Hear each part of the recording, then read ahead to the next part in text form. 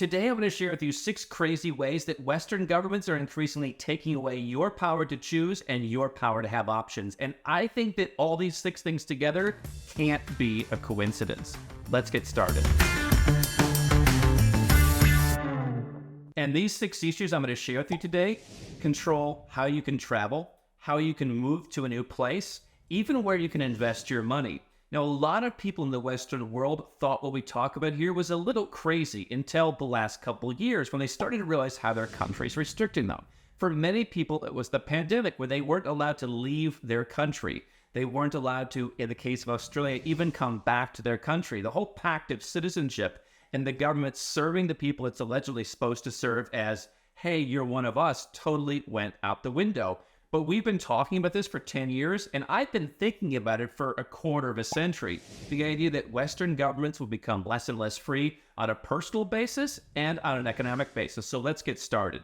None of this is political. These are just the facts that I see living all around the world and watching dwindling freedoms where I come from. The first issue is delays in issuing passports. Even after COVID ended, we've seen stories from, for example, the Associated Press, saying that you have to get your passport application early in countries like the United States because there's a big backlog. People are starting to travel more now internationally, that they just want to go out and see what their options are, and the government can't keep up with that. They're saying it may take months due to a summer travel backlog. Now, obviously during the pandemic, the US and other Western countries were really slow at issuing passports. It took some people up to a year to get a passport. And if you don't have a passport, it meant that in that time you couldn't really travel internationally. Certainly couldn't travel to anywhere you wanted. It also meant you couldn't open certain international bank accounts, make international investments, buy international properties, or do anything else in another country where a driver's license or any kind of local ID wouldn't work.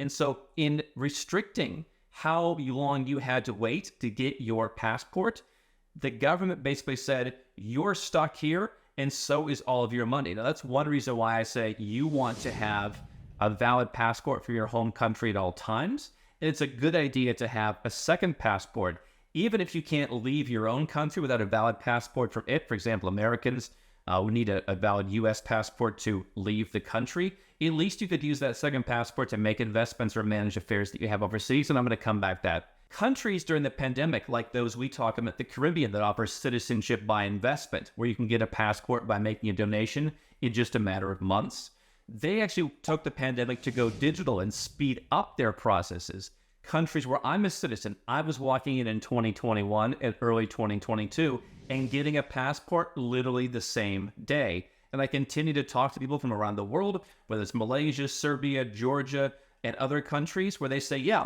I'm getting my passport in a matter of hours. You can't do that in the West. And I start to wonder, why is it those countries are willing to give their citizens that opportunity? To me, the reason is those countries actually want to do something for their citizens because they realize they're a small enough country, they have to serve the citizens. Number 2, banks are not allowing cash. This has been an issue for a long, long time. Now, we've seen in the United States, businesses that collect cash, maybe in communities where people don't have debit cards as much, they're not used to paying with a card, they're used to paying with cash. That's been an issue depositing cash. The U.S. has used civil forfeiture laws just to take people's entire bank accounts because they were collecting cash from their burrito stand. But the bigger issue now is you often can't get cash out of your bank account. The stories abounding today that you can't get cash from banks anymore. This is our money at the end of the day, and it's as if the banks are treating us with absolute disdain for wanting us to access it. They've got to remember that it isn't their money. It belongs to the customers. It kind of leaves you feeling like you might be better off stashing your cash under the bed. So basically, you put money into your bank account. When that happens, when there's an inward transfer to your bank account, the bank will do a source of funds analysis. Where's this money coming from? We talked about Nigel Farage recently, had his bank accounts closed, and when he got a copy of the memo that said why the bank account was closed, they have been looking for a long time to get rid of him because of Brexit, ties to Russia, ties to Donald Trump. If they thought any of that money that was coming in was a problem, they would have analyzed that immediately. Believe me, if you ever receive money from someone that the bank is concerned about, they're going to ask you questions. They're going to ask you what's going on. its source of funds. And so even though the banks are doing that to your money, when you go to say, hey, listen, I need some cash. Well, no, we don't want to give you cash. We only give cash, Tuesdays between 11 and 1. Let me tell you, I've spent time in Asia. I've spent time in the Middle East. Those two places in particular, people use cash. Go to some places in Asia for Chinese New Year, and they can't even stick the cash they're giving people through the window. They've got to bring it around the side on a cart because people are so used to having these small bills that they give away in the red envelopes, the ang paos. And people are used to that. So this is a common issue where I say this is a Western country issue because the war on cash is not happening everywhere in the world. It's happening in the countries that are about 15% of the world's population, the Western world where you can't even buy a cheap car in cash in some places. They're totally outlawing cash. They don't want you to get your money out. And at the same time, countries like Australia will put in bail-in rules where in case the banks have a problem, they can give you a haircut like what happened in Cyprus. Couple things happening there that don't really seem like a coincidence that you can't get your money out. This is one reason, combined with ways where Western countries have frozen their citizens' bank accounts. I'd want to have a legal offshore bank account that's far away from wherever it is that I live and where maybe I'm expressing my political opinions. Number 3 is laws that are being passed against cryptocurrency. So many people who are tired of what's happening with the war on cash, who are tired of being restricted with their funds, have said, okay, I'll buy some Bitcoin. I'll buy some cryptocurrency.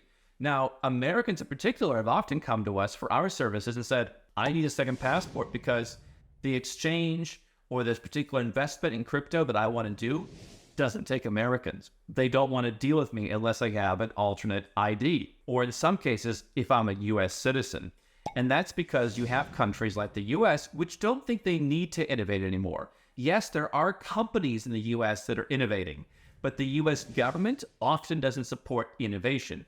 Other Western countries don't. They see it as a threat, whereas a smaller country or a country that's trying to get its name on the map or it's trying to make a name for itself, they're like, all right, let's hop onto that bandwagon, whether it's AI, whether it's crypto, whether it's blockchain, whatever. Smaller countries want to get in the action. The same countries that get you a passport in the same day because they're not afraid are often the same countries that are saying, yeah, like, why wouldn't we offer tax incentives? People who are hiring and creating jobs here in new industries. Why don't we attract new industries? In countries like the US, there's just not as much of a need for that. Let me be clear. I'm not saying there aren't some highly innovative people and companies in the US. There certainly are.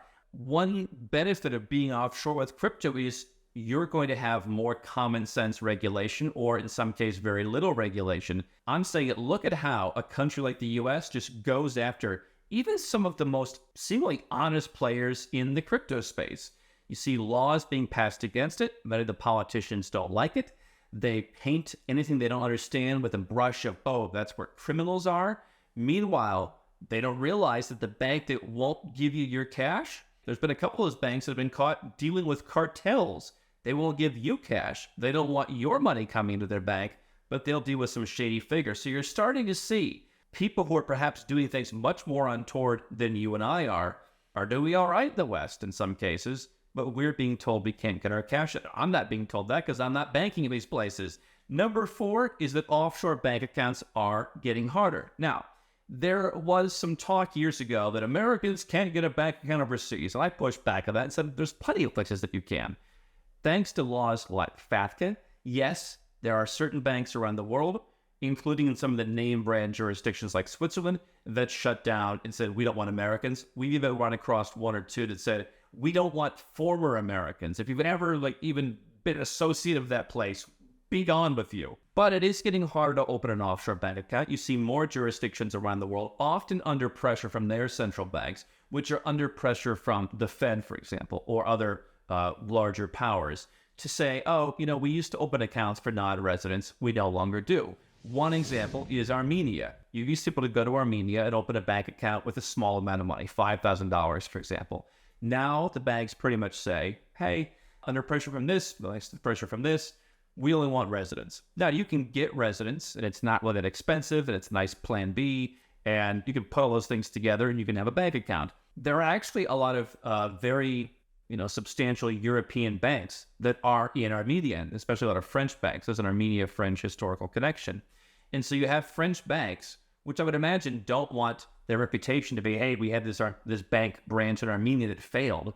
You probably have, some relative safety banking with those institutions. Obviously, do your own due diligence on any bank you work with. But in a country like that, that was a good opportunity just to be able to go as a non-resident, and they would ask you some questions, and you get a bank account. Those are becoming fewer and far between. We talked about Georgia. That's one of the few small jurisdictions that doesn't require a lot of capital. And in fact, you can open an account with $1 in Georgia. And so that's a good thing to do. We talk about building tunnels, having bank accounts in other countries. If you're required to report those in your country, do that. Stay legal, stay compliant. We're not trying to hide money. We're trying to diversify money.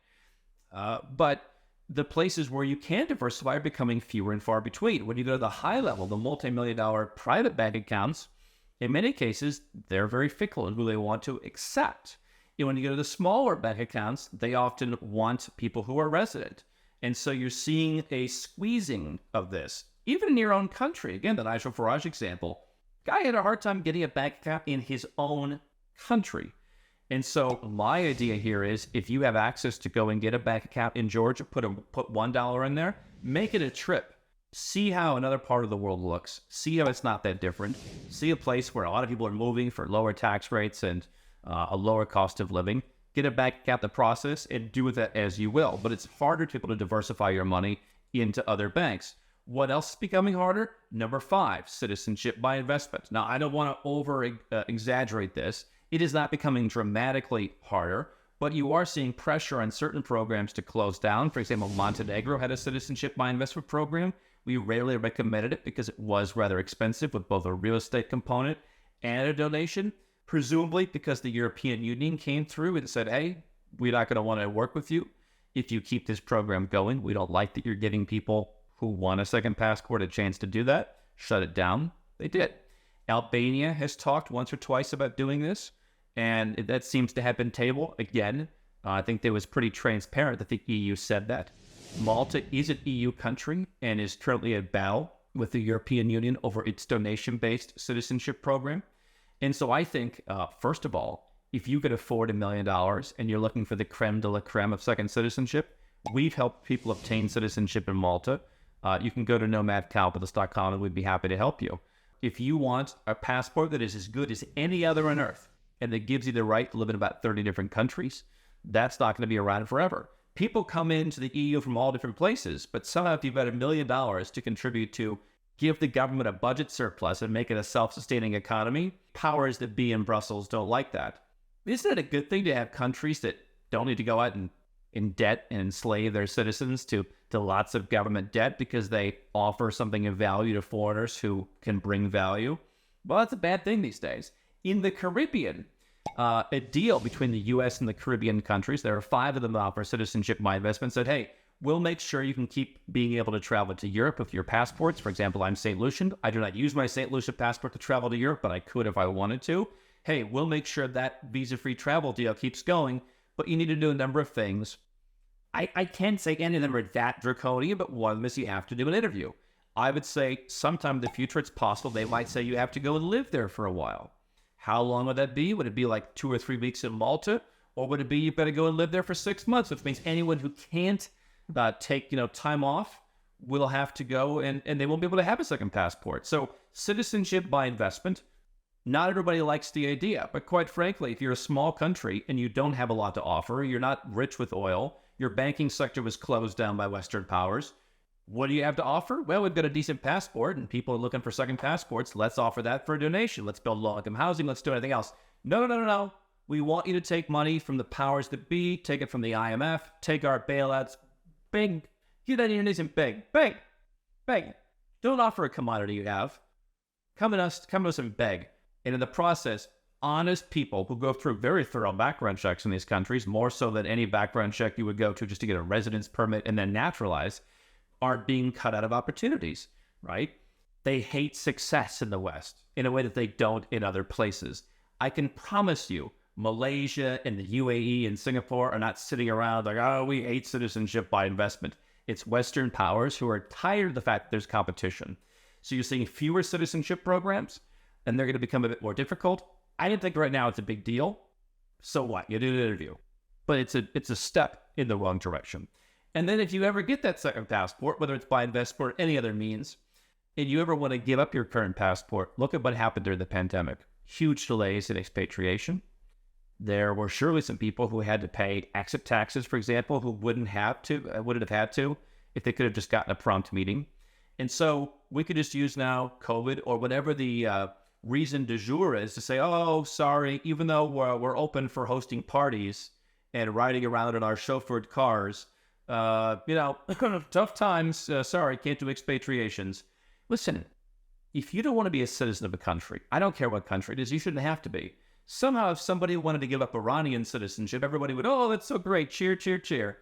If you want to give up American citizenship, or if you're like the small but growing number of people who want to give up various European citizenships because they just think it's going in the wrong direction, somehow you should be shamed. That's the only currency these people really have left. So if you look at what's happening, you really can't get a passport to travel without a longer and longer wait. You can't get your cash out. It's harder to be in crypto. It's harder to open a foreign bank account. It's harder to get a second passport, and there are fewer options.